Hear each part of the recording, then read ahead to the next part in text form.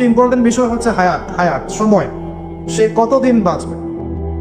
হায়াতের মধ্যে বরকত হয়, কিন্তু আল্লাহ পাকের নির্ধারিত হায়াত কিন্তু বাড়েও না কমেও না। আল্লাহ পাক যে সময় নির্ধারণ করেছেন এই সময়টুকুই আমাদের দুনিয়ার হায়াত। আল্লাহ পাক নির্ধারণ করে বলেছেন লিয়াবলুয়াকুম আইয়ুকুম আহসানু আমালা। এই হায়াত মওত সৃষ্টি করার বিষয়টা হচ্ছে আল্লাহ পাক দেখতে চান দুনিয়াতে তোমাদের মধ্যে কাজে কে শ্রেষ্ঠ, কাজে কে উত্তম, আহসান কে, কাজে সেরা কে। আল্লাহ পাক দেখতে চান না আমলের মধ্যে এভারেজ কে, গতানুগতিক কে। আল্লাহ পাক দেখতে চান আমলের শ্রেষ্ঠ কে।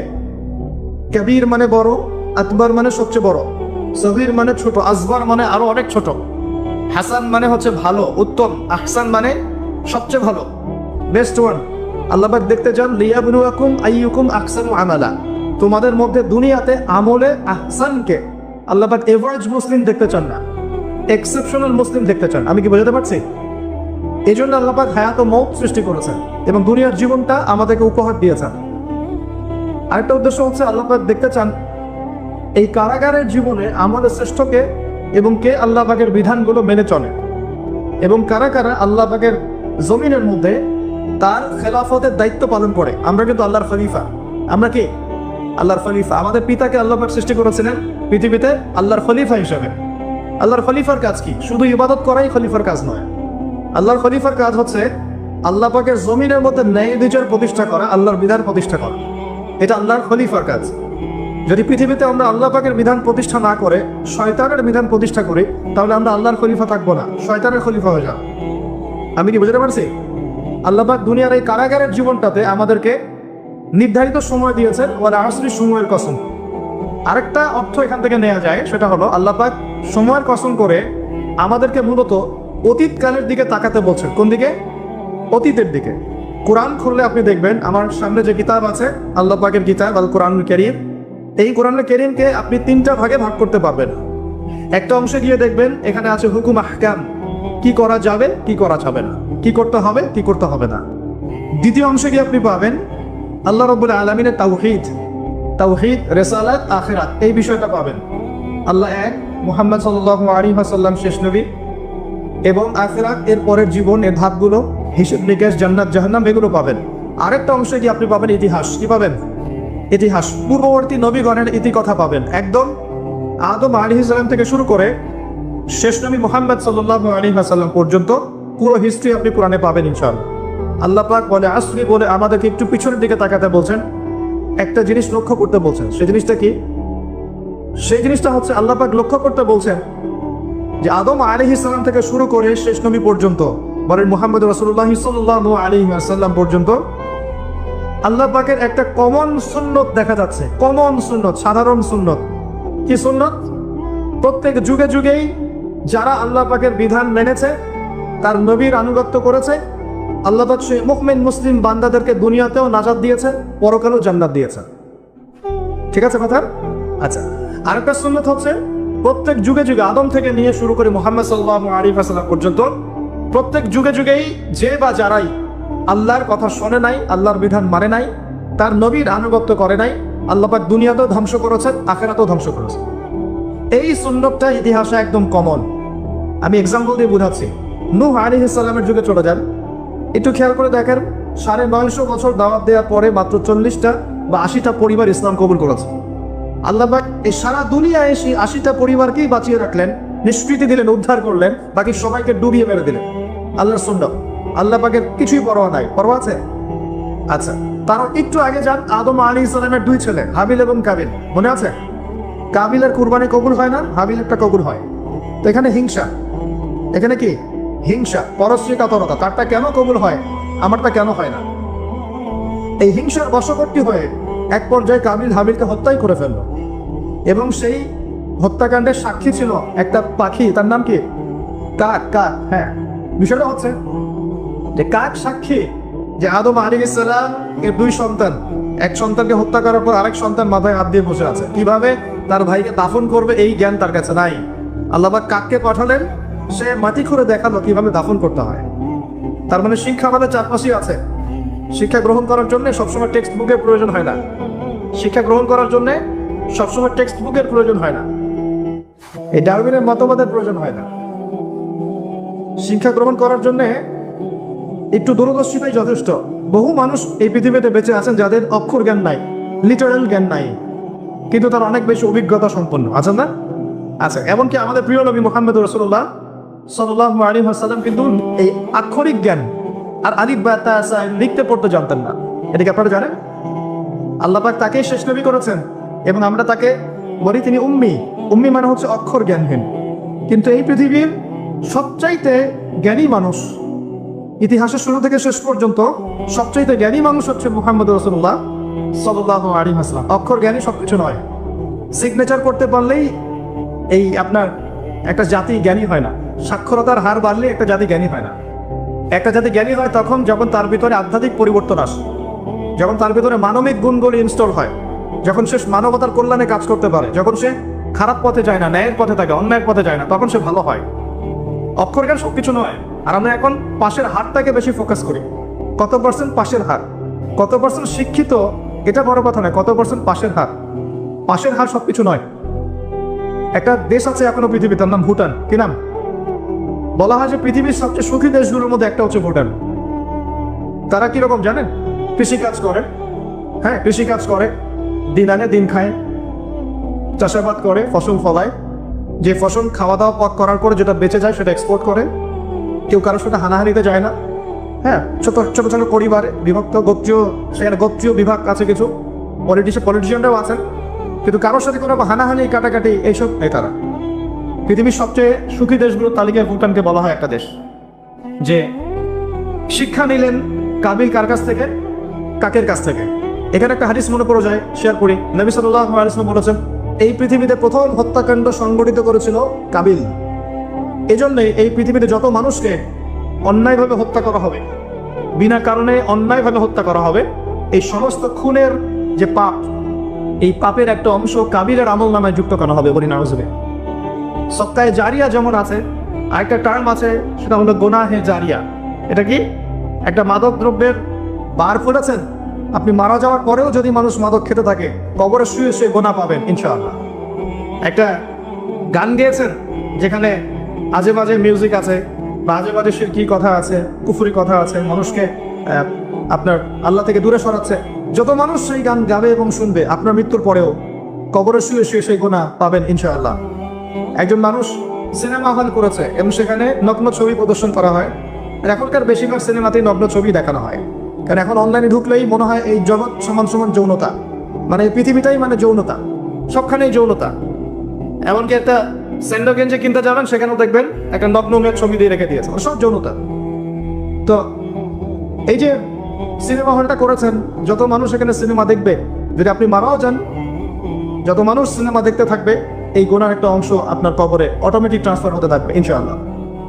এভাবেই যদি আপনি মাদ্রাসা করেন, যত মানুষ পড়ছে পড়বে, আগামীতে শিক্ষিত হবে, দিনের জ্ঞান অর্জন করে মানুষের মধ্যে দাওয়াতের কাজ করবে, সমস্ত নেক আমলের একটা অংশ আপনি পাবেন ইনশাআল্লাহ। একটা মসজিদ করেছেন, মসজিদ ইনভেস্ট করেছেন, একটা মসজিদ করে দিয়েছেন, এই মসজিদে যত মানুষ নামাজ পড়বে ইনশাআল্লাহ আপনি এর একটা নেকির ভাগিদার হবেন ইনশাআল্লাহ।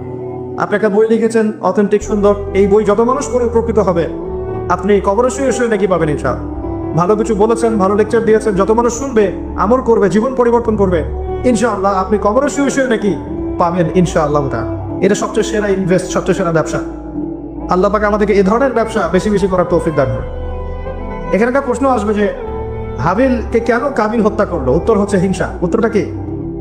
এই কাবিলের সুন্নত কিন্তু 1400 বছর না, 1400 বছর তো নবীর যুগই চলে গেছে। আসলে এই লক্ষ লক্ষ বছরের পরেও কাবিলের এই সুন্নত কিন্তু শেষ হয়ে যায় নাই, এখনো কিন্তু হাবিল কাবিলের সুন্নত সমাজে আছে। যখনই দেখা যাবে যে কেউ কোনো ভালো কাজ করছে, ভালো কিছু হচ্ছে, তখন এক শ্রেণীর কাবিল অটোমেটিক বের হয়ে যাবে, যারা এই হাবিলের পিছনে লেগে যাবে। কথা ঠিক কিনা? প্রতিটা সেকশন এটা আছে। যদি পলিটিক্যাল ক্ষেত্রে একজন পলিটিশিয়ান ভালো কাজ করা শুরু করে, কিছু কাবিল বের হয়ে তার বিরোধিতা করা শুরু করবে। দেখবেন সমাজের ক্ষেত্রে কিছু ভালো নেতা যদি বের হয়, তারা ভালো কাজ করছে, মানুষ সেবামূলক, কিছু বের হবে কাবিল যারা এর পিছনে লেগে থাকবে। ধর্মীয় ক্ষেত্রেও দেখবেন যদি ভালো কিছু আলেম, ওয়াইজ, ভালো মুফাসসির, আপনার লেখক বা ভালো কিছু বের হয়, ভালো কোনো পার্সন বের হয় যারা দ্বীনের জন্য কাজ করছেন, উম্মার জন্য কাজ করছেন, এক শ্রেণীর কাবিল অটোমেটিক বের হয়ে যাবে, যাদের কাজই হবে 24 ঘন্টা তার পিছনে লেগে থাকা। এতে করে ফায়দা কি? এতে করে কাবিলদের কোনো ফায়দা নেই। এতে করে হাবিলের ফায়দা আছে। কিরকম ফায়দা? হাবিল কি বলছিল? হাবিল বলছে যে তুমি যদি আমাকে মারার জন্য হাত প্রশস্ত করো, আয়াতটা পুরো দেখেন সূরা মাইদার মধ্যে আছে, শুরুর দিকেই আছে, তুমি যদি আমাকে হত্যা করার জন্য হাত প্রশস্ত করো, আমি কখনো তোমাকে হত্যা করার জন্য হাত বাড়াবো না। এটা হাবিলের কথা। কত উচ্চ লেভেলের শিক্ষা তার পিতামাতা তাকে দিয়েছেন, কত উঁচু লেভেলের শিক্ষা আদম আলাইহিস সালাম এবং হাওয়া আলাইহিস সালাম তাকে দিয়েছেন, কত উচ্চ মানের তাকওয়া তার মধ্যে ছিল। সে বলছে তুমি যদি হাত বাড়াও আমাকে মারার জন্য, হে কাবিল, আমি তোমাকে হত্যা করার জন্য আমার হাত বাড়াবো না, বরং আমি ভয় করছি আমাকে হত্যা করলে তুমি আমার এবং তোমার সমস্ত গুনাহ নিয়ে কিয়ামতের মাঠে উঠবে এবং তুমি শয়তানের অন্তর্ভুক্ত হয়ে যাবে। তাহলে কাবিল কি শেষমেশ এই দলে পড়ে নাই? এই দলেই পড়েছে। আল্লাহ পাক আমাদের সবাইকে হাবিল হওয়ার তৌফিক দান করুন, আর দৃশ্য অদৃশ্যের কাবিলদের থেকে আল্লাহ পাক হেফাজত করুন বলে। আর এখানে একটা সুন্নত আল্লাহ পাকে দেখেন, সময়ের কসম, খেয়াল করেন যে ওই সময়ও আল্লাহ পাক হাবিলকে রক্ষা করেছেন, পরকালে জান্নাত দিয়েছেন। কাবিল কিন্তু জান্নাতে যাচ্ছে না, তার ঘরের মধ্যে নিজের ভাইয়ের হত্যার অপরাধ আছে। নবী পরিবারের সন্তান হওয়া সত্ত্বেও তার পরিণতি কিন্তু ভালো হলো না। খেয়াল করেছেন কি? আচ্ছা, এবার সামনে যান। নূহ আলাইহিস সালামের জীবন তো দেখলেন। এই 80টা পরিবারকে আল্লাহ পাক হেফাজত করলেন, বাকি সবাই ডুবিয়ে মারলেন। আমরা যারা এখন পৃথিবীতে বেঁচে আছি, এই 800 কোটি বা 1000 কোটি মানুষ, কোনো না কোনো ভাবে কিন্তু আমরা সবাই এই 80টা পরিবারেরই সন্তান। কথা বুঝতে পারছেন না? এই যে বিশ্ব ভ্রাতৃত্বের কথা বলি না আমরা, এই বিশ্ব ভ্রাতৃত্বের কথা তো পশ্চিমারা বলে মানুষকে দেখানোর জন্য, কথার কথা বলে। সত্যিকারের বিশ্ব ভ্রাতৃত্ব শিখতে হলে কোরআন পড়তে হবে। সত্যিকারের বিশ্ব ভ্রাতৃত্ব শিখতে হলে কোরআন পড়তে হবে। কোরআন বলছে এই যে পরিবারগুলোকে আল্লাহ পাক বাঁচিয়েছেন, যদি উপত্যকায় এই নৌকা গিয়ে ঠেকেছে, ওই নৌকায় যারা ছিলেন তাদেরকে দিয়ে পরবর্তীতে পৃথিবী আবাদ করা হয়েছে। নূহ আলাইহিস সালামের 4 সন্তান ছিলেন। কয় সন্তান? একজন হচ্ছে শাম। কি নাম? শাম। এই শাম এর বংশধর হচ্ছে এই যে মিডল ইস্টের মানুষরা, মধ্যপ্রাচ্যের যে মানুষরা আছে, এরা শামের বংশধর। এক ছেলের নাম হাম। হাম ছিল কালো বর্ণের, মানে ব্ল্যাক স্কিন। এই হামের বংশধর হচ্ছে আফ্রিকান কন্টিনেন্টে যে মানুষগুলো আছে, আফ্রিকান কন্টিনেন্ট, এই যে কালো কালো মানুষগুলো, তারা কিন্তু হামের বংশধর। একজন হচ্ছে ইয়াফাস। ইয়াফাস হচ্ছে ওই ইউরোপিয়ান যারা, এরা হচ্ছে ইয়াফাসের বংশধর, সাদা চামড়া। আরেকজন সন্তান ছিল, তার নাম সম্ভবত কেনান। এই সন্তান নৌকায় ওঠে নাই। সে বলেছিল, তার বাবা তাকে ডাকছিল, নৌকায় আসো, আল্লাহর আযাব থেকে আজকে কেউ বাঁচাতে পারবে না। সে বলছে যে আমি পাহাড়ে উঠে যাব, পাহাড় আমাকে সেভ করবে। নবী পরিবারের সন্তান হওয়ার পরেও এই কেনান পানিতে ডুবে মারা গেল। আল্লাহ পাক তাকে বললেন হে নূহ, লাইসা মিন আহলিক, সে তোমার পরিবারের কেউ না। নূহ আলাইহিস সালাম বলছেন, আল্লাহ, সে আমার সন্তান, তাকে মাফ করে দাও। আর আল্লাহ পাক বলছেন, লাইসা মিন আহলিক, সে তোমার পরিবারের কেউ না। মানে আল্লাহর হুকুম আহকাম না মেনে চললে নবী পরিবারের সন্তান হয়েও কেউ আল্লাহর গজব থেকে বাঁচতে পারবে না। আর আমরা তো কিছুই না, আমরা কিছু। তা আমাদের অহংকার শোভা পায়, আমি অমুক আলেমের সন্তান, অমুক মুহাদ্দিসের সন্তান, অমুক বক্তার সন্তান, হ্যাঁ, অমুক পলিটিশিয়ানের সন্তান, অমুক রাষ্ট্রনেতার সন্তান। এইসব জাতি, বর্ণ, গোত্র, এগুলো আল্লাহর আযাব থেকে বাঁচাতে পারবে না যদি কোরআন সুন্নাহ ফলো না করে চলে। এটা মূল কথা। আরো সামনে যান। এবার ইব্রাহিম আলাইহিস সালামের যুগটা আপনাকে দেখায়, ওই যুগের সময়টা দেখেন, বলে আসনি। ওইখানে আল্লাহ রাব্বুল আলামিন ইব্রাহিম আলাইহিস সালাম এবং তার অল্প সংখ্যক অনুসারীকে উদ্ধার করেছেন, বাঁচিয়েছেন। নমরুদের এই বিশাল রাজত্ব আল্লাহ পাক ফসিয়ে দিয়েছেন কি দেন নাই? আল্লাহ সুন্নাত পরিবর্তন হয়েছে ভাই। আল্লাহ পাক ইব্রাহিম আলাইহিস সালামকে আগুনের পরীক্ষা থেকে বাঁচিয়েছেন, আর নমরুদকে সামান্য মশা দিয়ে মেরে ফেলেছেন। আল্লাহ সুন্নাত কোনো পরিবর্তন হয়নি। নবী মুসা আলাইহিস সালামের যুগে যান, ফেরাউনের বিশাল বাহিনী, এখনকার রাশিয়ান বা ন্যাটো বা ইউরোপিয়ান কন্টিনেন্টে যত আছে, এই সবগুলোকে একত্রিত করলেও মনে হয় ফেরাউনের বাহিনীর মতো হবে না। এই পুরো বাহিনীটাকে মনে হয় 1 ঘন্টার মধ্যেই আল্লাহ পাক লোহিত সাগরে ডুবিয়ে মেরে দিলেন। একদিনের মধ্যেই। আল্লাহ পাকের কোনো পরোয়া নাই। আর বনু ইসরাইল আর মুসা আলাইহিস সালামকে আল্লাহ পাক উদ্ধার করলেন। আল্লাহ পাকের সুন্নত এটাই, যুগে যুগে, বলে আসলি, একই সুন্নত। আজ জাতির কথা দেখেন, বিশাল আকার দেহের মানুষ ছিল, একদম তাল গাছের সমান সমান লম্বা। তার একটা কথা বলতো, মান আশাদ্দু মিন্না কুওয়া, আমাদের চেয়ে শক্তিশালী কে আছে, তারা বলতে কথা। আল্লাহ পাক ওদেরকে 6 দিন 7 রাতের মধ্যেই এই বাতাসের তীব্র বেগে উপড়িয়ে দিলেন, খেজুর গাছের কাণ্ডের মতো ঘরের সামনে পড়ে থাকলো। কেউ বাঁচাতে পারলো না। বাঁচাতে পারলো? পরের জেনারেশন আসলো সামুদ জাতি। তাদের নবীর নাম কি? সালেহ আলাইহিস সালাম। সালেহ আলাইহিস সালাম দাওয়াত দিলেন, তারা দাওয়াত কবুল করলো না। আল্লাহ পাক সালেহ আলাইহিস সালাম এবং তার সাথী জাতিকে বজ্রপাত, বিদ্যুৎ চমকে না, এই বিদ্যুৎ দিয়ে পুরো সামুদ জাতিকে আল্লাহ পাক ধ্বংস করলেন। কিভাবে ধ্বংস করলেন জানেন? একবার খালি একটা শব্দ হয়েছে, বিকট এক শব্দেই শেষ। একটা বিকট শব্দ, বাস এক শব্দের সবার জান চলে গেছে, জান কবজ হয়ে গেছে এক শব্দের মধ্যে। সামুদ জাতি শেষ। একটা জাতির নাম ছিল মাদিয়ান, কওমে মাদিয়ান। এই জাতির নবী ছিলেন শুআয়ব আলাইহিস সালাম। এই জাতির পাপ ছিল তারা মাপে কম দিত। কি করতো? আজকে যারা ব্যবসা করে মাপে কম দেন, সতর্ক হয়ে যাবেন। একটা জাতির উপর দুর্ভিক্ষ নেমে আসে তখন যখন ওই জাতি মাপে কম দেয়। আমাদের সমাজে প্রচুর ব্যবসায়ী আছেন যারা মাপে কম দেন, ভেজাল খাওয়ান, একদিনের খাবার আরেকদিন খাওয়ান, মিথ্যা কসম করে পণ্য বিক্রি করেন এবং মানুষকে বিষ খাওয়াতেও দ্বিধাবোধ করেন না, সামান্য কয়টা টাকার জন্য। সামান্য কয়টা টাকার জন্য। কয়দিন আগে দেখলেন না এই যে বিরিয়ানি একটা রেড করলেন, দেখেন নাই? ওই যে 2 গ্লাস খাওয়াচ্ছে, খান আপনারা খান, ওরা খাবে না, ওরা খাচ্ছে না। এরকম ব্যবসায়ীর সংখ্যা কি কম না বেশি? সবখানেই প্রতারণা। আমি এদিকে আসছি পরে ইনশাআল্লাহ। মানে শেষ জামানার সবচেয়ে বড় সমস্যাগুলোর মধ্যে একটা হচ্ছে বিশ্বাসহীনতা, প্রতারণা। এই জামানায় আমানত উঠে যাবে। কি উঠে যাবে? আমানত উঠে যাবে। আমানতদার ব্যক্তি খুঁজে পাওয়া যাবে না। নবীজি বলছেন ফসকার মতো মনে হবে, ফসকার মতো। গায়ে ফসকা পড়লে যেমন 2-1টা দাগ থেকে যায়, এরকম আমানতদার ব্যক্তি রেয়ার খুঁজে পাওয়া যাবে। মানুষ বলবে অমুক গ্রামে একটা আমানতদার ব্যক্তি আছে, এত রেয়ার হয়ে যাবে। সবখানে প্রতারণা। ঢাকার মতো শহরে যারা না থাকে, মানুষের চোখে মুখে গেলে অবিশ্বাস, খালি অবিশ্বাস। কেউ কাউকে বিশ্বাস করতে পারে না। কেউ যদি একটা ভিক্ষুক যদি এসে গ্লাসের মধ্যে নক করে বলে যে আমাকে 2টা টাকা দেন, আমি ভাত খাইনি 3 দিন, বিশ্বাস করতে কষ্ট হয় যে সত্যি সত্যি নিচ্ছে না মিথ্যা মিথ্যা নিচ্ছে। এত অবিশ্বাস এখন। তারপরে ভিক্ষারও সিস্টেম, বলে যে আমাকে একটা কম্বল কিনে দেন, আর বড় বড় ফিগার চাচ্ছে, বড় ফিগার। আমি শাড়ি কিনবো, আমি লুঙ্গি কিনবো। সবার কাছে এই কথা বলে বলে সে টাকা উঠাচ্ছে। পরে গিয়ে দেখেন ওই টাকার একটা অংশ সে মাশাআল্লাহ নষ্ট করে ফেলছে, আরেকটা অংশ দিয়ে কি করছে জানেন? শুনলে অবাক হয়ে যাবে। একটা কোরের বাচ্চাকে নিয়ে ভিক্ষা করছে। কোরের বাচ্চা, এই কোরের বাচ্চাটা সে হায়ার করে আনছে একজনের কাছে, ভাড়া নিয়ে আসছে। সেটা তার বাচ্চা না, অন্য কারো বাচ্চার ভাড়া নিয়ে আসছে। এবং সেই বাচ্চাটাকে ঘুমের ওষুধ খাইয়ে দেয়। কি খাইয়ে দেয়? ঘুমের ওষুধ খাইয়ে দেয়। ফিডারের সাথে অন্য কিছুর সাথে ঘুমের ওষুধ খাইয়ে দেয়। বাচ্চা ঘুমায় আর বাচ্চাকে ফেলে রেখে সে বলে যে বাচ্চা অসুস্থ, চিকিৎসার জন্য টাকা দেন, চিকিৎসার জন্য টাকা দেন। মানুষ টাকা দিয়ে যায়, কেউ দেয় কেউ দেয় না, দিয়ে যায়। এই যে একটা টাকা হয় সারাদিন শেষে, বাচ্চা ঘুমিয়ে আছে, বাচ্চা ঘুমের ওষুধ খাওয়া। তারপরে এই বাচ্চাটার ওসিলা যে টাকাগুলো সে আর্ন করলো হারাম পথে, এর একটা অংশ সে এই বাচ্চার আসল পিতা মাতাকে দিবে, দিয়ে বাকি অংশ সে সিন্ডিকেট করে খেয়ে ফেলবে। এটাও হয় ঢাকা শহরে। তাহলে এই যুগে আপনি কাকে বিশ্বাস করবেন? কিভাবে বিশ্বাস করবেন? কিভাবে বিশ্বাস করবেন? এটা অবিশ্বাসের যুগ চলছে। জনগণ সরকারকে বিশ্বাস করতে পারে না, সরকার জনগণকে বিশ্বাস করতে পারে না। সমাজ নেতা জনগণকে বিশ্বাস করতে পারে না, জনগণ সমাজ নেতাকে বিশ্বাস করতে পারে না। একজন ইমাম সাহেবকে মুসল্লি বিশ্বাস করতে পারে না, মুসল্লিকে ইমাম সাহেব বিশ্বাস করতে পারে। কোনো কোনো ক্ষেত্রে একটা ওয়াজ মাহফিল হচ্ছে, ওয়াজ মাহফিলের আয়োজক কমিটিকে বক্তা বিশ্বাস করতে পারে না, বক্তাকে ওয়াজ মাহফিলের কমিটি বিশ্বাস করতে পারে। এমনও হচ্ছে, ওয়াজ করে চলে গেছি, এমনও হয়েছে যে ওই খামের ভিতরে সব পাত্তি, কিছুই নাই। তো এরকমও যে হইতে পারে সেটা তো কল্পনা ছিল না। আসেন হুজুর, দেখা যাবে। আসার পরে দেখার নাম নাই। কোনো কোনো মাহফিল হয়েছে এমন, মাহফিল যে নেমে গাড়িতে ওঠার পর মাহফিল কমিটির ফোন নাই, বন্ধ। কিভাবে বাসায় যাবো কোনো ফিকির নাই। তো প্রত্যেকটা ক্ষেত্রে প্রতারণা, প্রতিটা সেক্টরে, উপর থেকে নিচ সব জায়গায় প্রতারণা। এই যুগে আপনি আমার একটা মেয়েকে ভালোবাসতে চাচ্ছেন, ভাবছেন যে সে আপনার বিশ্বাস রক্ষা করবে, এখানেও প্রতারণা। দাঁড়ান আমি কন্টেন্ট হারিয়ে ফেলবো। ছেলেকে বাবা বিশ্বাস করতে পারছে না, বাবাকে ছেলে বিশ্বাস করতে পারছে না। দেখেন সন্তানের জন্য, সম্পত্তির জন্য ছেলে বাবাকে হত্যাও করেছে। এই যুগে ঘটনা।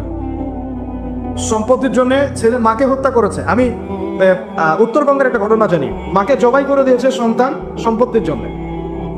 স্বামী স্ত্রীকে বিশ্বাস করতে পারে না, স্ত্রীকে স্বামী বিশ্বাস করতে পারে না। হ্যাঁ, তো এই জামানার সবচেয়ে বড় সমস্যা হচ্ছে এই জামানা থেকে বিশ্বাস উঠে গেছে। কেউ কাউকে বিশ্বাস করতে পারে না। খেয়াল করে দেখবেন, ইভেন বাজারে যাচ্ছেন, বাজারে গেলে কেনাকাটা করছেন, একটা অবিশ্বাস সমাজ ছোট মুখে, না জানি ও আমাকে ঠকায় দেয় কিনা। কেউ যদি ভালো মতো এসে 1 কাপ চাও অফার করে, ভাই আসুন চা খাই 1 কাপ, বিশ্বাস করতে কষ্ট হবে, না জানি চা আসবে তবে কি খাওয়া দেয়। সব ক্ষেত্রে, প্রতিটা ক্ষেত্রে একই অবস্থা। তো দেখেন ওই সমাজে, ওই মাদিয়ান কওমের মধ্যে এই অবিশ্বাস ছিল, প্রতারণা ছিল। আর মানুষকে তারা মাপে কম দিয়ে ঠকাতো, যে সুন্নত এখন চলছে। এখনো সে কোরআন আল্লাহ পাক কেন নাযিল করছেন, কেন এত ইতিহাস বলছেন? কারণ শেষ জামানার এই উম্মতে মুহাম্মাদী সাল্লাল্লাহু আলাইহি ওয়াসাল্লামের মধ্যে এই সমস্ত সমস্যাগুলো আবার নতুন করে দেখা দিবে। এই কারণেই তো আল্লাহ পাক আমাদেরকে জানাচ্ছেন, আগে এটা হয়েছে, আগে এটা হয়েছে, আগে এটা হয়েছে, সতর্ক থাকুন। কেন কোরআনে বারবার মূসা আর ফেরাউনের কথা আসছে? 136 বার আছে নবী মূসা আলাইহিস সালামের কথা ফেরাউনের সাথে। এতবার কেন? যেখানে আমাদের নবীজির নাম মাত্র 4 বার। কেন এতবার? কারণ শেষ জামানায় উম্মতে মুহাম্মাদীর সময়ে মূসা এবং ফেরাউনের সময় যা যা হয়েছিল এগুলো পুনরাবৃত্তি হবে আবার। আল্লাহ পাক সচেতন থাকতে বলছেন। এই যুগেও কি নতুন করে ফেরাউন বের হয়ে আসে না? ফেরাউন এবং তার দলবল বানু ইসরাঈলের উপরে যা করেছিল, এখন ইহুদিরা সেই মুসলিমদের উপর তাই করছে না? একই জিনিস ঘুরে ফিরে আসছে। এই কারণে আল্লাহ পাক আমাদেরকে সতর্ক থাকতে বলছেন, বারবার কোরআন এগুলো রিপিট করছেন। ইতিহাস কেন ব্যাখ্যা করছেন আল্লাহ পাক? ওরা আসলে সময়ের কসম, সময়কে মূল্যায়ন করেন। সময়ের পিছনের দিকে তাকিয়ে দেখেন সময় কত সময় চলে আসছে। এই কমে মাদিয়াম মাপে কম দিত। আমরা যারা ব্যবসা করি আল্লাহর ওয়াস্তে মাপে কম দিবেন না। একজন সৎ ব্যবসায়ী, আমি দুটো হাদিস শোনাই, আমি তাদেরকে ভালোবেসেই বলছি, ব্যবসায়ীদেরকে আমি ভালোবাসি, কারণ তার অন্ততপক্ষে সুদের মধ্যে রাখছে না। এখন ব্যবসা করে আপনি যদি হালাল ধরে রাখতে না পারেন তাহলে ব্যবসাটা বৃথা হচ্ছে। আল্লাহ বলছেন আল্লাহ পাক ব্যবসাকে হালাল করেছেন, সুদকে হারাম করেছেন। আপনি সুদ খাচ্ছেন না, ব্যবসা করছেন, আলহামদুলিল্লাহ। কিন্তু যদি আপনি মাপে কম দেন, মিথ্যা কসম করে পণ্য বিক্রি করেন, সিন্ডিকেট করেন, মাল ইচ্ছা করে মজুত করে পরে দাম বাড়িয়ে দেন, এই যে 2 নাম্বারই যদি করেন, আমাদের খেয়ানত করেন, তাহলে আপনাদের এই পাপের কারণে পুরো জাতির উপর দুর্ভিক্ষ নেমে আসবে। এটা হাদিস। আর যদি আপনি সৎ ব্যবসায়ী হতে পারেন, নবী সাল্লাল্লাহু আলাইহি ওয়াসাল্লাম বলেছেন, নবীদের সাথে শহীদদের সাথে আপনার হাসর হবে ইনশাআল্লাহ।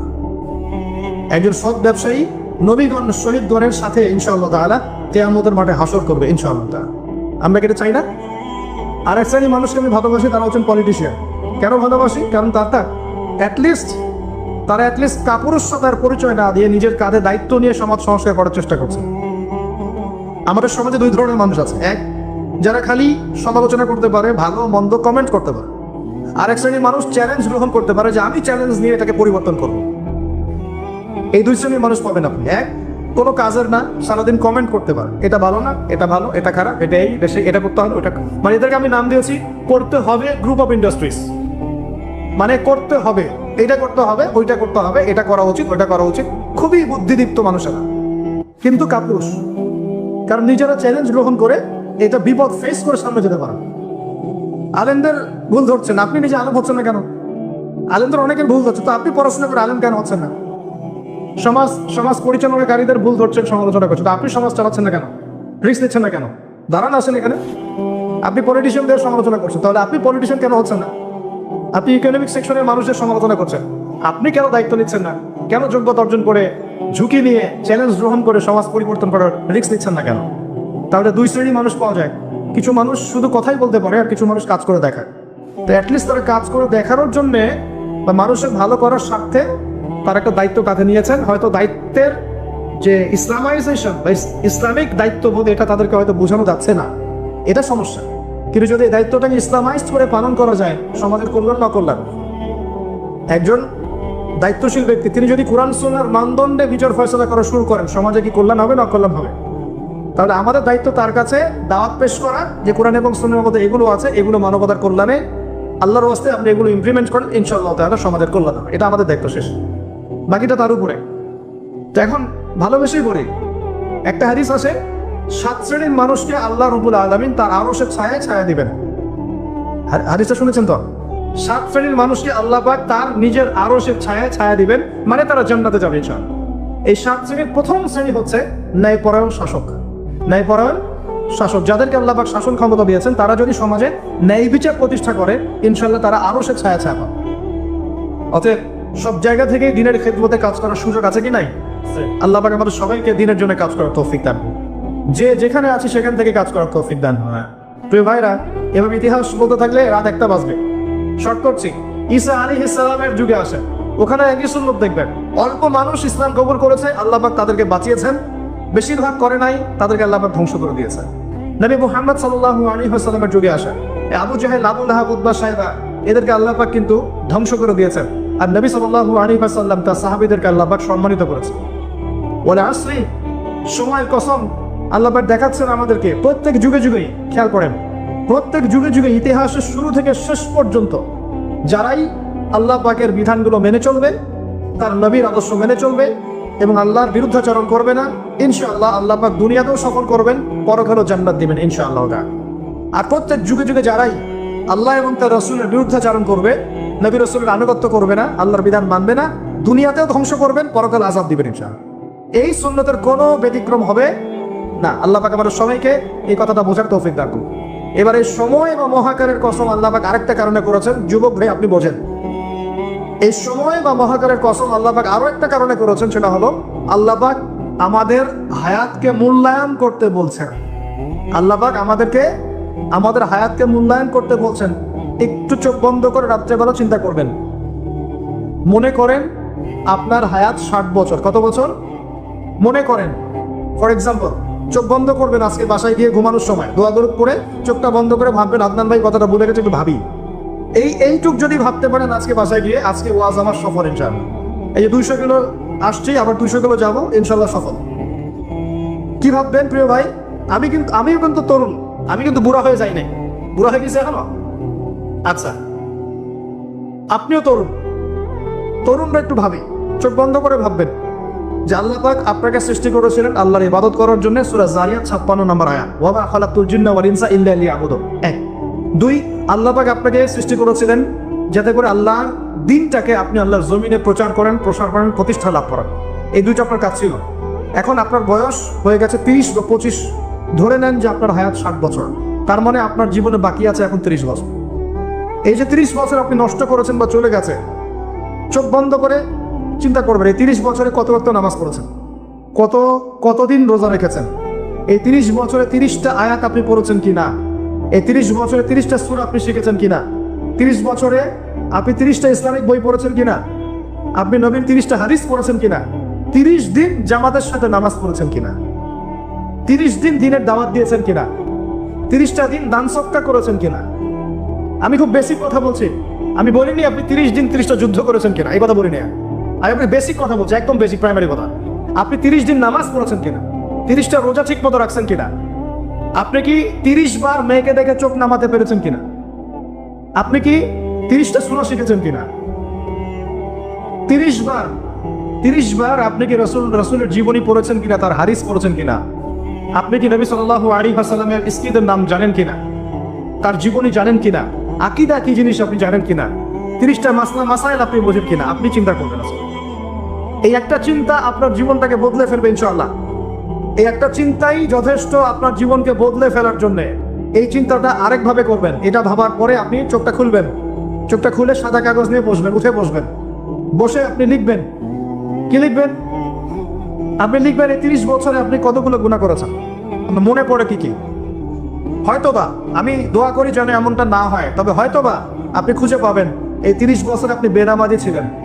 হয়তোবা দাঁড়ান 2, আপনি হয়তো দেখবেন আপনি অনেক দিন রমজানের রোজা রাখেন নাই। আপনি দেখবেন হয়তো আপনি দান সদকা তো করেন নাই, রিকশাটাকে থাপ্পড় দিয়েছেন। আপনি হয়তো দেখবেন যে হলে সিট বুকিং এর জন্য হকি স্টিক নিয়ে মারামারি করেছেন। আপনি হয়তো দেখবেন যে 30 বছরে 30টা মেয়ের সাথে সম্পর্ক করা শেষ। আপনি হয়তো দেখবেন যে আপনি অলরেডি পতিতলায় ভিজিট করে চলে আসছেন। আপনি 30 দিন, এই 30 বছরে 30 বার কমপক্ষে এই মাদকের আসরে বসেছিলেন, এবং 30 বছরের বহু সময় আপনি অনলাইনে নষ্ট করেছেন, পর্নোগ্রাফি দেখে নষ্ট করেছেন, গোপনে পাপ করেছেন, হ্যাঁ, আরো অনেক কিছুই করেছেন। আপনি হয়তো এটা খুঁজে পাবেন। মিথ্যা বলেছেন, প্রতারণা করেছেন, বাপে কম দিয়েছেন, অন্যের উপর অত্যাচার করেছেন। আপনি আপনার যৌবনকে কাজে লাগিয়ে, এই শক্তিটাকে কাজে লাগিয়ে আপনি ইসলামের বিরুদ্ধাচরণ করেছেন, হয়তো এটাও পাবেন। এই একটা চিন্তা যদি করতে পারেন, এখন আপনার সামনে এখন রাস্তা দুটা। আপনার বাকি বয়স আছে এখন 30 বছর, বলে আসলে সময়ের কসম, আপনার সময়, আপনার জীবনের সময়টাকে মূল্যায়ন করতে হবে। সময়ের কসম, হয় যদি আমার 30 বছর বাকি থাকে, এখন এই বাকি যে আছে কিনা আমিও জানি না, কেউ জানে? অনিশ্চিত পরীক্ষার হল, কেউ জানে না খাতা কখন কেড়ে নেওয়া হবে। আর এটা কারাগারের জীবন, মানে কারাগারে বসে কেউ নিজের মন গড়া পদ্ধতিতে চলতে পারে না, যেরকম রুটিন সেরকম চলতে হয়। কারাগারের জীবনে বসেই আপনি সুদ খাচ্ছেন, কারাগারে বসেই ঘুষ খাচ্ছেন, কারাগারে বসেই জেরা করছেন, কারাগারে বসেই বেনামাজি থাকছেন, কারাগারে বসেই হোয়াটসঅ্যাপে মেসেঞ্জারে মেয়েদের সাথে প্রেম করছেন, কারাগারে বসে। কারাগারের জীবন, কারাগারের জীবন যদি বাকি থাকে আর 20-30 বছর, আপনার সামনে এখন রাস্তা 3টা। 1, আপনি কি গতানুগতিক যেভাবে চলেছেন সেভাবেই শেষ করবেন জীবনটা? যদি শেষ করে দেন, তাহলে পৃথিবীর ইতিহাস থেকে আপনার নাম একদিন মুছে যাবে। আপনি একাই কবরে শুয়ে থাকবেন, আপনার আত্মা ইল্লিনে না গিয়ে সিজ্জিনে চলে যাবে। পৃথিবীর কোনো মানুষ আপনাকে মনে রাখবে না, আপনি একাই আযাব ভোগ করতে থাকবেন, কেউ আপনাকে বাঁচাতে আসবে না। শেষ। এবং এই আযাব একবার শুরু হলে কোনোদিনও শেষ হবে না, কোনোদিনও না, কবরেও, হাসরেও, বারজাখেও এবং আপনার জাহান্নামে। এটা একটা অপশন। 2 নম্বর অপশন, আপনি নিজেকে সংশোধন করলেন, সংশোধন করে গতানুগতিক মুসলিম হলেন। গতানুগতিক মুসলিম কেমন? হ্যাঁ, তওবা করেছি, এখন আমি মাশাআল্লাহ 5 ওয়াক্ত নামাজ টুকটাক পড়ার চেষ্টা করি, আমি মিথ্যা কথা বলি না, আমি হালাল খাওয়ার চেষ্টা করি, হ্যাঁ, আমি পার্ট টাইম কিছু দাওয়াতি কাজ করি, এবং আমি আমার পরিবার নিয়ে সুখে শান্তিতে বসবাস করার চেষ্টা করছি। আমি কোনো ঝুঁকির মধ্যে যাই না, ঝুঁকিতে যাই না। মানে আমি সব কাজে আদেশ করি কিন্তু ঝুঁকিতে যাই না, মানে কোনো কিছু এমন কোনো কিছু করি না যাতে আমার উপর কোনো বিপদ আসবে, এটাতে আমি যাই না। এটা গতানুগতিক মুসলিম চলছে। আর একটা হচ্ছে সমাজ পরিবর্তনকারী মুসলিম। এরা কেমন? এরা নিজেরা তো জ্ঞান অর্জন করেই এবং জ্ঞান অনুযায়ী আমলও করে, তারা সৎ কাজে আদেশও করে, একই সাথে অসৎ কাজে নিষেধও করে, সত্যটাকে নির্ভীকতার সাথে, সাহসিকতার সাথে, হিকমার সাথে সবার সামনে উপস্থাপন করে, আল্লাহর কাছে দোয়া করে এবং সমাজটাকে পরিবর্তন করে ফেলার চেষ্টা করে। এরা হচ্ছে আহসান, সবচেয়ে উত্তম শ্রেণী। কিভাবে বললাম উত্তম শ্রেণী? নবীজি বলছে তোমাদের সামনে একটা জামানা আসবে, এটাও শেষ জামানা হাদিস। তোমাদের সামনে একটা জামানা আসবে, জামানা সবরিন, কঠিন সবরের জামানা, ঈমান ধরে রাখা হাতে জ্বলন্ত আগুন ধরে রাখার মতো হবে। ওই সময় যদি তোমরা কেউ আমার সুন্নতের উপর অটল থাকতে পারো, আমার মৃত সুন্নতকে আবার জীবিত করতে পারো, তাহলে 50 জন শহীদ সাহাবীর নেকি পাবে ইনশাআল্লাহ। এরা সমাজ পরিবর্তনকারী মানুষ। আর ইতিহাসে যারা সমাজ পরিবর্তনকারী মানুষ, তাদের জীবনের পরতে পরতে বিপদ আপদ বলা মুসিবত আসবেই। আমার ছোট্ট গবেষণায় 4টা ক্ষেত্র থেকে আসতে পারে যখন আপনি হকের উপর থাকবেন। 1 নাম্বার, প্রথম বাধা চলে আসবে পরিবার থেকে। কোত্থেকে? পরিবার। আপনি গতানুগতিক মুসলিম হলে আপনি সব জায়গায় পার পেয়ে যান, কিন্তু যদি একটু কঠোরতা প্রয়োগ করেন যে আমি একদম কোরআন সুন্নাহ 100% ফলো করতে চাই, আমি এমন না যে নামাজও পড়ি শুধু খাবো, এমন হবো না। আমি নামাজও পড়বো, শুধু খাবো না, আমি রোজাও রাখবো, আমি যাকাতও দিব, আমি হজ উমরাও করবো, আল্লাহর বিধানের প্রতি শ্রদ্ধাশীল থাকবো, আমি চেষ্টা করবো ইসলামটা প্রসার করার প্রতিষ্ঠার চেষ্টা করবো। তখন আপনার প্রথম বাধা আসবে পরিবার থেকে। দাড়ি রাখছো কেন? দাড়ি রাখলে তোমাকে এরকম লাগে, হ্যাঁ, তুমি ট্রাক্টরের উপরে কাপড় কেন পরছো, পড়লে তোমাকে অমন লাগে, আগে তো গিটার বাজাইতা, আগে তো গান গাইতা, আগে মেয়ে নিয়ে থাকতা, ভালো ছিল, এখন কেন সারাদিন বই নিয়ে পড়ে থাকো, ইসলামিক বই নিয়ে পড়ে থাকো, নামাজ নিয়ে পড়ে থাকো? হ্যাঁ, কি পরিবর্তন হলো? বাবা মার টেনশন, এখন পিতামাতার টেনশন। কেউ এরকম অ্যাডভার্টাইজ বানিয়ে টিভিতে দেখাচ্ছে, এগুলা দেখেন নাই? আগে ছেলে ভালো ছিল, হঠাৎ করে কি পরিবর্তন হয়ে গেল। হ্যাঁ, সুবহানাল্লাহ। আল্লাহর পথে ফিরে আসা মানুষের ক্রাইটেরিয়া গুলো মেনশন করে করে বলছে, এগুলো দেখা গেলে যোগাযোগ করবেন স্থানীয় কর্তৃপক্ষের সাথে, ওই ছেলের মধ্যে সমস্যা আছে। আস্তাগফিরুল্লাহ, আস্তাগফিরুল্লাহ। একজন ব্যক্তি গিটার বাজাতো, গান গাইতো, মাদকের সাথে ছিল, মেয়ে নিয়ে ফুর্তি করতো, সেখান থেকে এসেছে নামাজ পড়ছে, এই জন্য কি সে জঙ্গি হয়ে যাবে? এখন সে মাশাআল্লাহ কোরআন তেলাওয়াত করছে, কোরআন বোঝার চেষ্টা করছে, আলেম ওলামার কাছে গিয়ে পরামর্শ করছে, হাদিস পড়ছে, এই জন্য কি সে জঙ্গি হয়ে গেছে? পশ্চিমারা যা গিলায় আমরা তাই গিলি, পশ্চিমারা যা গিলায় আমরা তাই গিলবো কেন? ওদের কাছে কিসের জ্ঞান আছে? পশ্চিমাদের কাছে কোরআনের জ্ঞান আছে, হাদিসের জ্ঞান আছে। ও সিলেক্ট করে দিবে যে কোনটা জিহাদ আর কোনটা জঙ্গিবাদ? আশ্চর্যকর ব্যাপার। কোরআন এবং সুন্নাহর চর্চা যদি মুসলিমরা করে, তাহলে কি তারা সন্ত্রাসী হয়ে যাবে? ওরা তো চাইবেই যেন আমরা এই কাজগুলো না করি, ওরা তো চাইবেই যাতে আমরা কোরআন সুন্নাহর চর্চা না করি। ওরা যা বলে সেই ভাষায় আমরা কথা বলা শুরু করেছি। ওরা বলছে, একটু পরে আমি বুঝাচ্ছি আপনাদেরকে, ওরা বলেছে যে জ্ঞান সেটাই, ভালো করে বোঝেন, জ্ঞান সেটাই যেটা পরীক্ষা নিরীক্ষা, যুক্তি বিজ্ঞান, দর্শন দিয়ে লাভ করা যায়। আর আমরা বলছি আল্লাহর ওহী হচ্ছে চূড়ান্ত জ্ঞান। আল্লাহর ওহী কি? চূড়ান্ত জ্ঞান। এই যে জ্ঞানতাত্ত্বিক পার্থক্য, ওরা যা দেখে না তাতে বিশ্বাস করে না, এই কারণে তারা জিনে বিশ্বাস করে না, আত্মায় বিশ্বাস করে না, আল্লাহ বিশ্বাস করে না, ফেরেশতায় বিশ্বাস করে না, পরে আগের আসমানি কিতাবে বিশ্বাস করে না, নবী রাসূলে বিশ্বাস করে না, কবরের আযাব, জান্নাত জাহান্নাম, মিজান, পরিসর, কোনো কিছু বিশ্বাস করে না। কেন করে না? ওদের এপিস্টেমোলজি হচ্ছে, জ্ঞানতাত্ত্বিক দর্শন হচ্ছে যা দেখি না বিশ্বাস করি না। আর ওই দর্শনটা আমরা কাট পেস্ট করে নিয়ে আমাদের ছোট ছোট বাচ্চাদেরকে এখন দিলাচ্ছে এগুলো। এখন ওই দর্শন কেন ফলো করবো আমরা? আমাদের দর্শন হচ্ছে চূড়ান্ত জ্ঞান কার পক্ষ থেকে আসে? আল্লাহর পক্ষ থেকে আসে। আল্লাহ যা সত্য বলেছে তাই সত্য, আল্লাহ যা মিথ্যা বলেছেন তাই মিথ্যা। আল্লাহর ওহী চূড়ান্ত সত্য মিথ্যা মানদণ্ড, মানুষের যুক্তি বিজ্ঞান দর্শন নয়। এই জায়গায় তো পার্থক্য, সে করেই তো পার্থক্য। এই জ্ঞানতাত্ত্বিক সংজ্ঞায় পার্থক্য বলেই তো আপনাকে ডারউইনের মতবাদ পড়াচ্ছে, কারণ সে তো বিশ্বাসই করে না যে মানুষকে আল্লাহ সৃষ্টি করেছে। আর আমরা বিশ্বাস করি আদম আলাইহিস সালামকে সৃষ্টি করেছেন কে? অতএব এই মতবাদের আমাদের কোনো প্রয়োজন নাই, কারণ আমরা তো জানি কোরআনে আল্লাহ আমাকে এটা বলেছেন।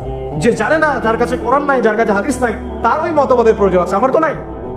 তো ওরা যা বলে আমরা তাই গেলার চেষ্টা করি। ওরা এগুলো সংজ্ঞা শিখিয়ে দিয়েছে, যে মুসলিম যুবকরা এরকম এরকম করলে তারা খারাপ হয়ে যাবে, এখন বাস এটা প্রচার করা হচ্ছে। আশ্চর্য বিষয়। আমরা তো চাইবো প্রত্যেক ঘরে ঘরে কোরআনওয়ালা মানুষ তৈরি হোক, হাদিসওয়ালা মানুষ তৈরি হোক, নামাজি হয়ে যাক সবাই, তাহলে সমাজে শান্তি আসবে। একজন নামাজি ব্যক্তি বেশি ভদ্র হয় না বেনামাজি ভদ্র হয়? বলেন। তা নামাজ মানুষকে শৃঙ্খলা শেখায় না? কোরআন মানুষকে মানবতা শেখায় না?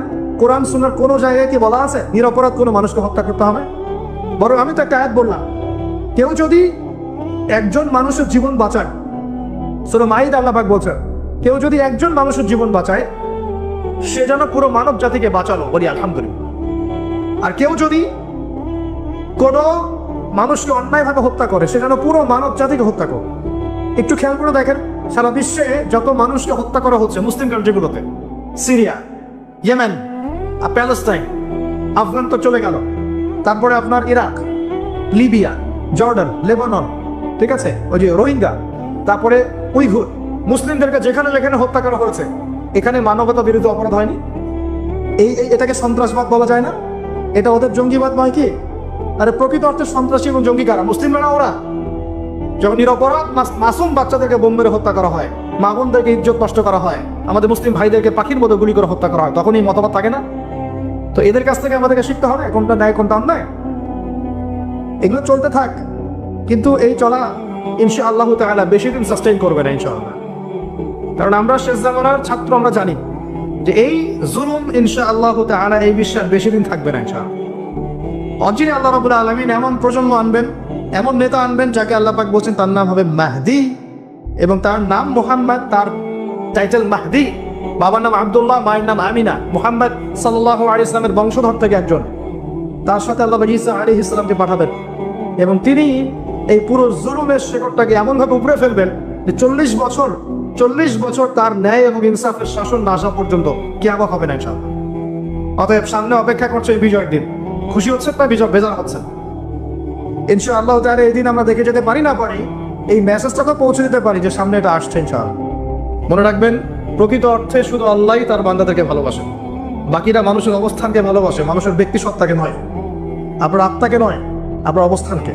এটা আপনি হারে হারে উপলব্ধি করবেন যত দিন যাবে। বাকি বিষয়গুলো স্বার্থকেন্দ্রিক। আল্লাহ রাব্বুল আলামিনের ভালোবাসা স্বার্থকেন্দ্রিক নয়, নিঃস্বার্থ। তাই আল্লাহর জন্য ভালোবাসুন। মাকে ভালোবাসেন আল্লাহর জন্য, বাবাকে ভালোবাসেন আল্লাহর জন্য, আপনি সন্তান সন্ততিকে ভালোবাসেন আল্লাহর জন্য, স্ত্রীকে ভালোবাসেন আল্লাহর জন্য। তাদের জন্য করেন আল্লাহকে সন্তুষ্ট করার জন্য, তাদের কাছে কিছু পাওয়ার আশায় না। যখন আপনি কারো কাছে কিছু পাওয়ার আশা করবেন তখন তার কাছ থেকে কষ্ট পাবেন। যখন কারো কাছে কিছু পাওয়ার জন্য আপনি আশা করবেন তখন তার কাছে কষ্ট পাবেন। এর বাইরে একটা ভালোবাসা থাকে, ডিভাইন, আল্লাহর পক্ষ থেকে আসে। সেই দুই ব্যক্তি যারা আরশের ছায়া পাবে, ওই 7 শ্রেণীর মধ্যে 1 শ্রেণী হচ্ছে ওই দুই ব্যক্তি যারা একে অপরকে শুধু আল্লাহর জন্য ভালোবাসতো।